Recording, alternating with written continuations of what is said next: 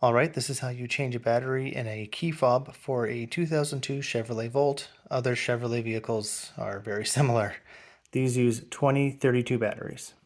And I will say that if you're going to change one, you might as well change the other. That way you know they're both fresh and one won't die on you when you need it most. So it's very simple. Take your key fob and open the key.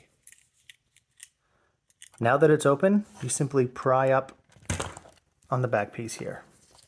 It's just that easy. Remove the old battery. Grab the new one. These batteries have a smooth side and a side with kind of a tapered edge there. It's simply insert it smooth side up underneath the little lip here. Push it down in place. And then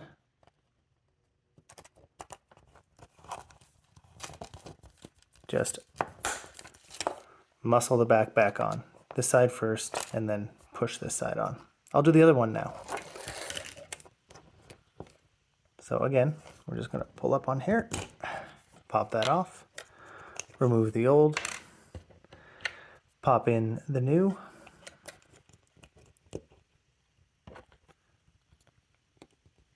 put the back part on, front part in, force it in place. You're back in business. Could not be simpler.